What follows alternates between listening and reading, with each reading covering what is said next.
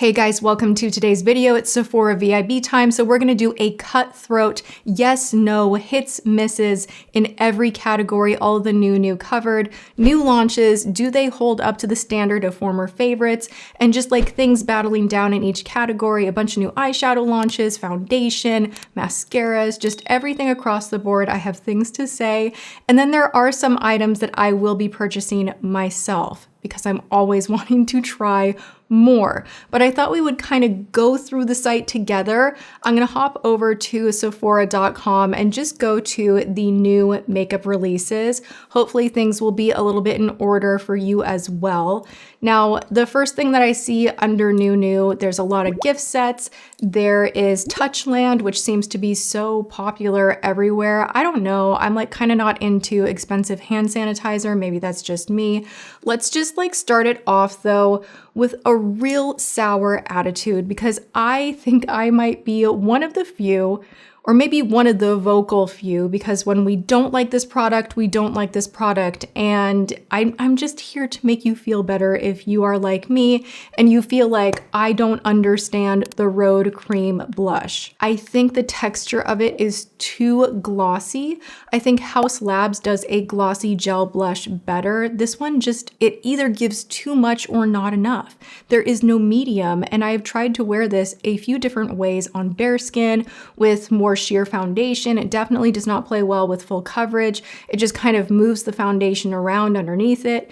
And I just am not a fan. And everybody loves this. I have other options that I like way more. What do you guys think? Controversy. Do you like Rhode? Do you not? I know they had like a smash out of the park, like best day of the year. They sold like $15 million worth of product in one day. So it's definitely a hot brand. I've just never gotten into it. The next thing that I see scrolling down is the Huda Beauty Easy Bake Blurring Loose Baking and Setting Powder. Now these duos are phenomenal. I love this powder so much. Where is she? Standing ovation.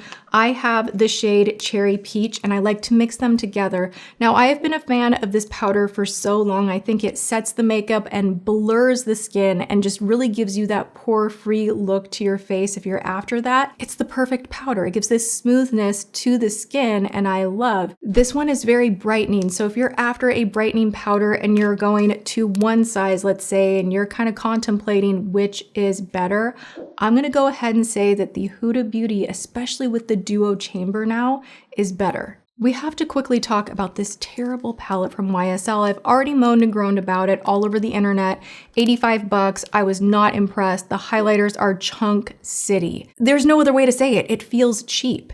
And for $85, that should not be the sensation. If you are looking for a spectacular, like wet shine, but beautiful, gorgeous, elevated highlight, go for Dior. Perfection right here. They have limited shades for holiday. I picked up Pearly Peach Glow and I'm obsessed. Total this or that moment. We have two palettes and I just have to give you the final update. Hourglass has their new Ambient Lighting Edit Unlocked palette. They do these every year for holiday. I have been buying them every year since I don't know when. This was from last year. She broke because I dropped her, but I barely used this. Not to say that I didn't use it. Baked powders have this mysterious thing where it's like you never hit pan. You need such a small amount. It diffuses the look of the skin. Texture gives you a glow.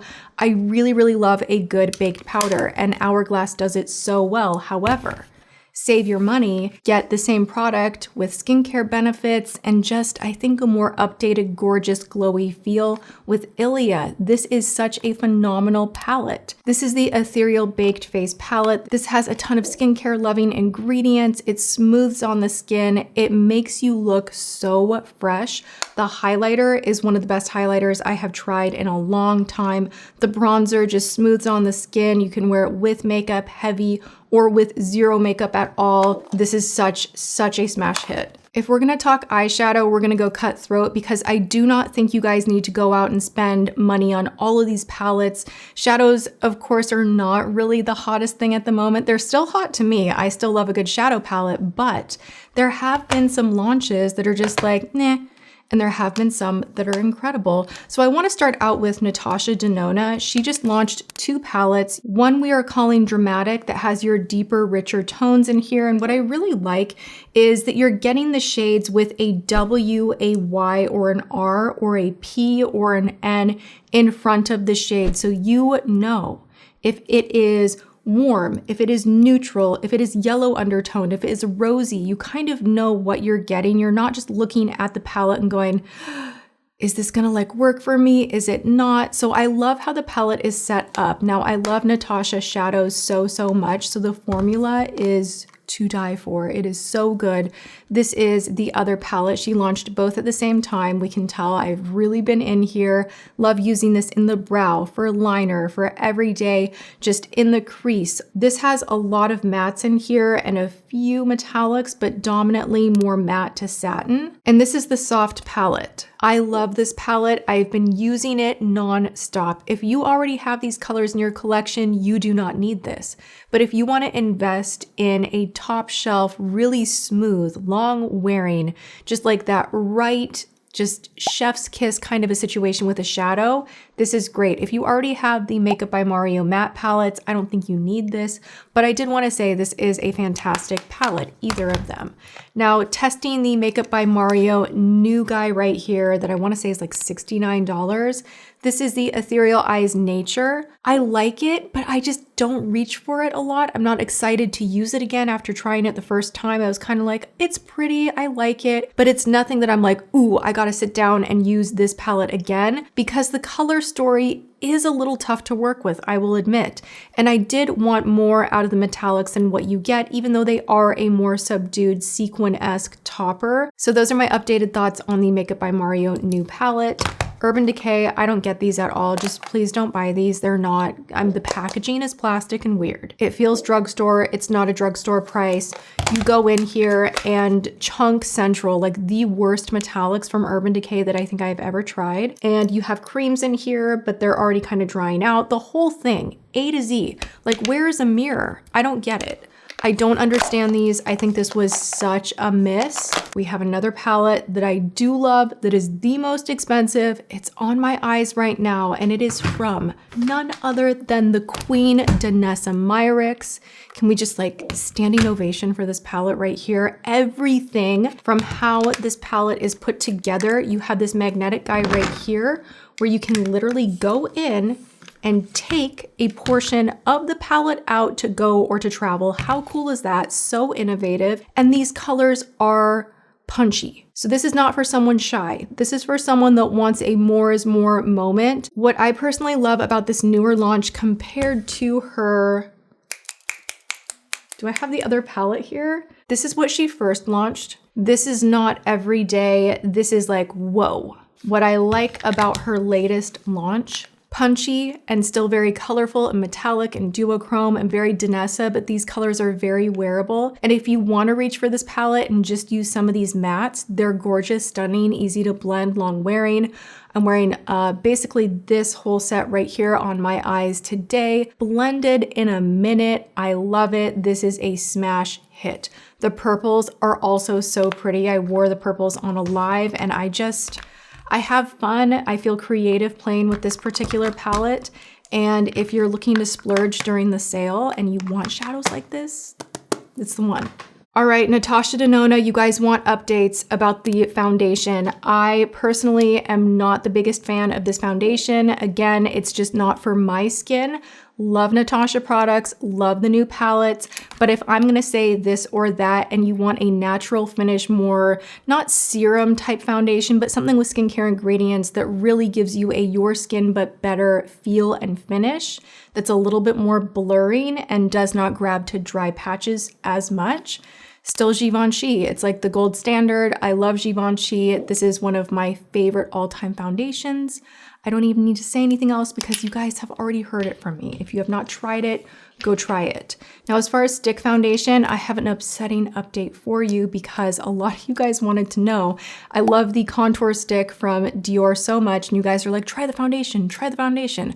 I finally did, and it just did not sit well on the skin. Like, it looked okay, but we're talking a lot of dollar bills for this, and I don't think that it outperforms Hourglass. So if you're looking for a stick foundation, that is the mood that you're in and you're at Sephora, go with the classic. The Hourglass stick foundation is still phenomenal, full coverage, but doesn't bulk, doesn't exaggerate pores or fine lines, wears all day, whereas this one just had a weird texture on the skin and was a pass for me. Ooh, something that I do want is the Refi Lash Sculpt Lengthen and Lift Mascara. You guys, get out of here. What is this? The Grim Reaper of mascara? What is up with that shape?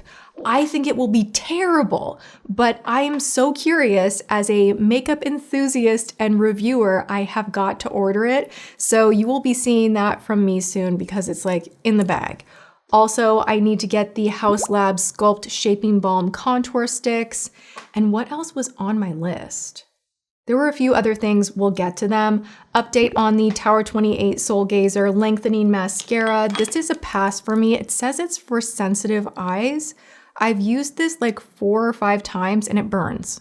I'll leave it at that. We all know I have been in my tubing mascara era. I cannot shut up about it. It doesn't smudge, doesn't pull out my lashes, doesn't dry my lashes out, washes clean, I love tubing mascara. However, the ones that I don't like, I really don't like. And the ones that I really, really don't like are from Tarte. And a lot of people love them, but I'm not into bulking my lashes up and making them look kind of like spidery and really crazy. Like, that's not what I'm after. I'm after more of a natural look with my tubing mascara. I still want separation in length. I want some volume, but I don't want bulk. So that would be my note on tubing mascaras. No to Tarte. Too Faced is good, but if you want the best that Sephora has to offer, it is still Creal. A lot of you guys are asking about the Airbrush Flawless Matte Blurring and Waterproof Setting Spray from Charlotte Tilbury, and I have a this or that moment right here. This one is very drying. Now, Charlotte Tilbury sprays are great, but if you have like combo leaning dry, this is not for you. If you have very, very oily skin, you might absolutely love this. It locks you down, but it definitely takes away any natural oil that you have on the skin. So this is a hard pass for me. If you want matte that is more blurring and you are normal leaning dry and you just want that kind of a finish, lock and hold, I would say go with Danessa Myricks. You're gonna shake this puppy up. You can hear it has a little shaker in there because we have ingredients that need to be shaken up, sprayed on the face. Think of it almost as a setting powder in liquid form for the face that is going to mattify, lock in your makeup, and just overall give you a nice blur. This is a really good one, and I love the packaging too. Okay, speaking of Charlotte Tilbury though, the Instant Look in a Makeup Palette, that has got my attention. I like the aesthetic of it. I like the color story. It's all rosy and pink. I really think I'm gonna buy that. It's $69, so that's something that I will likely add to cart during the sale. Any and all Hung Van Gogh. If you want a good bronzer, Hung Van Gogh. If you want a good palette, Hung Van Gogh. I still need to try the lips from Hung Van Gogh, but I have been so impressed with this new line at Sephora. Like, now is your time to buy. I'll link the palettes and the bronzer that I love in the description box below. I'm wearing the bronzer today.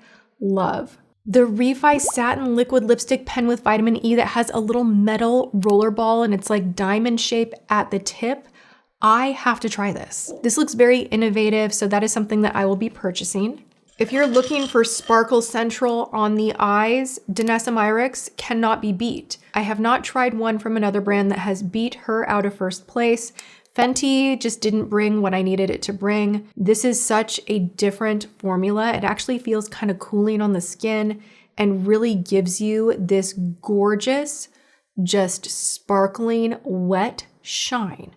It is out of freaking control. Bonus, it wears all day and does not flake everywhere. It lays down, locks in. There are so many different colors. This is foil number 1 right here, but you have a magnetic guy in the middle and you get 2 finishes per stick, but you can carry them one at a time if you like. They're so cool. Highly recommend. For cream bronzer, you guys wanted an update on the Sarah Creal cream bronzer. This is in Just Like Paradise. I recently purchased this. I used it a few times and then I went right back to Say. Like running back into the arms of this old friend right here. This has been in a few Sephora favorites videos and for good reason. Like look how beat up that is. This just melts into the skin and gives you such a natural glow and it wears really well without patchiness. You get a ton of product in here and she's the winner. If we want to be really bougie and over the top and you want a special item to purchase during the sale, this is your special item. I don't know why this is so perfect, but it is. This is the Prisme Libre blush in shade 1. You get 4 chambers in here. And I was really intimidated to try this, but I'm so happy that I did. This is so much like the Dior Viral Expensive blush that is bright, bright pale pink that everybody loves so, so much, but this is more wearable. It blurs your skin, but still has this satin finish. It wears all day long. I love this blush. She is not cheap, but this blush is a winner. There are a ton of different shades. Shade 1 is my favorite because I love this kind of like baby doll pink. It took me a hot minute to try this out. It's been out, I want to say, for about a year, but like no one really talks about it because who wants to spend so much money on one blush? But when comparing to Dior, it's like, why are we not talking about this one? Because it's so, so good. I hope this helps you during the VIB sale. Let me know what you're going to be picking up. And also let me know if you want to see this done drugstore style. I kind of like putting each category against one another and then giving you my thoughts of like what actually is the top product. I love that. So let me know that you like this by liking the video. And other than that, you guys go and have a great day, whatever you are doing. I will see you in my next video. Mwah.